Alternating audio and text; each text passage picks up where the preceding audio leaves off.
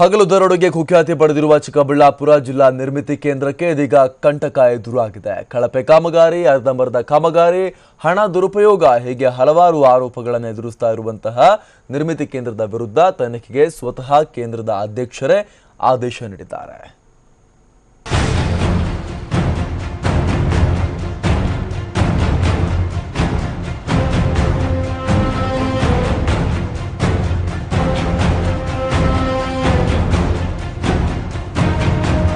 ಕಳಪೆ ಕಾಮಗಾರಿ ಮಾಡೋದು, ಹಣ ದುರುಪಯೋಗಪಡಿಸಿಕೊಳ್ಳುವಂತ ಆರೋಪಗಳಿಗೆ ಕುಖ್ಯಾತಿ ಪಡೆದ ನಿರ್ಮಿತ ಕೇಂದ್ರ ಯಾವುದು ಅಂದ್ರೆ ಚಿಕ್ಕಬಳ್ಳಾಪುರ ಜಿಲ್ಲೆ ನಿರ್ಮಿತ ಕೇಂದ್ರ ಅಂತಾರೆ ಜನ.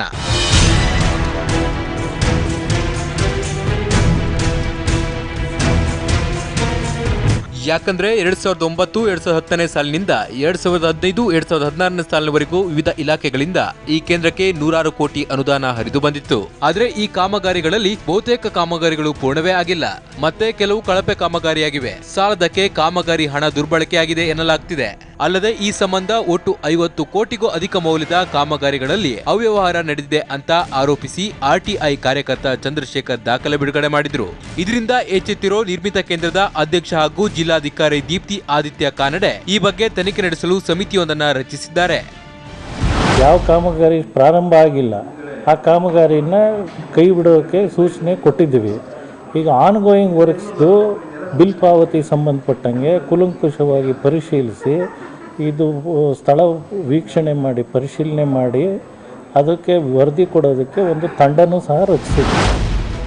ಇನ್ನು ನಿರ್ಮಿತಿ ಕೇಂದ್ರದ ಅವ್ಯವಹಾರದ ಬಗ್ಗೆ ಮಾಹಿತಿ ಹೊರಬೀಳುತ್ತಲೇ ಚಿಕ್ಕಬಳ್ಳಾಪುರ ವಿಧಾನಸಭಾ ಕ್ಷೇತ್ರದ ಶಾಸಕ ಡಾಕ್ಟರ್ ಕೆ ಸುಧಾಕರ್ ಹಾಗೂ ಜಿಲ್ಲಾ ಪಂಚಾಯತ್ ಅಧ್ಯಕ್ಷ ಪಿಎನ್ ಕೇಶವರೆಡ್ಡಿ ಇನ್ನು ಮುಂದೆ ಯಾವುದೇ ಕಾರಣಕ್ಕೂ ನಿರ್ಮಿತ ಕೇಂದ್ರಕ್ಕೆ ಕಾಮಗಾರಿ ವಹಿಸಬಾರದು ಹಾಗೂ ನಿರ್ಮಾಣ ಹಂತದಲ್ಲಿರುವ ಕಾಮಗಾರಿಗಳಿಗೆ ಹಣ ಬಿಡುಗಡೆ ಮಾಡಬಾರದು ಅಂತ ಸರ್ಕಾರಕ್ಕೆ ಪತ್ರ ಬರೆದು ಉನ್ನತ ಮಟ್ಟದ ತನಿಖೆಗೆ ಆಗ್ರಹಿಸಿದ್ದಾರೆ.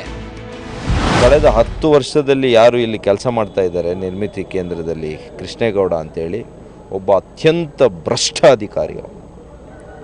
ಅವ್ರ ಮೇಲೆ ಸೂಕ್ತ ತನಿಖೆ ಆಗಬೇಕು. ತನಿಖೆ ಆದರೆ ಜೈಲಿಗೆ ಹೋಗೋದು ಗ್ಯಾರಂಟಿ, ಅದರಲ್ಲಿ ಏನು ಎರಡು ಮಾತಿಲ್ಲ, ಸಂದೇಹ ಇಲ್ಲ. ಹಾಗಾಗಿ ನಾನು ಕೂಡ ಮತ್ತೆ ಜಿಲ್ಲಾಧಿಕಾರಿಗಳಿಗೆ ಮತ್ತು ಆ MDಗೆ ಕೂಡ ಲ್ಯಾಂಡ್ ಆರ್ಮಿ ಮತ್ತು ನಿರ್ಮಿತಿ ಕೇಂದ್ರದ ಮುಖ್ಯಸ್ಥರಿದ್ದಾರೆ ಅವ್ರಿಗೂ ಕೂಡ ಪತ್ರ ಬರೀತೀನಿ. ಅವ್ರ ಮೇಲೆ ಒಂದು ತನಿಖೆಯನ್ನು ಮಾಡಬೇಕು ಅಂತ ಈಗಾಗಲೇ ಬರೆದಿದ್ದೀನಿ, ಮತ್ತೆ ತನಿಖೆ ಮಾಡಬೇಕು ಅಂತ ಒತ್ತಾಯ. ಒಟ್ನಲ್ಲಿ ಈ ವಿಷಯವನ್ನ ರಾಜ್ಯ ಸರ್ಕಾರ ಗಂಭೀರವಾಗಿ ಪರಿಗಣಿಸಬೇಕಾಗಿದೆ. ಇಲ್ಲದಿದ್ದರೆ ಜಿಲ್ಲಾ ನಿರ್ಮಿತ ಕೇಂದ್ರದಲ್ಲಿ ನಡೆದಿದೆ ಎನ್ನಲಾದ ಅವ್ಯವಹಾರಗಳು ಇನ್ನಷ್ಟು ಹೆಚ್ಚಾಗುವ ಸಾಧ್ಯತೆಗಳಿವೆ. ಭೀಮಪ್ಪ, TV9 ಚಿಕ್ಕಬಳ್ಳಾಪುರ.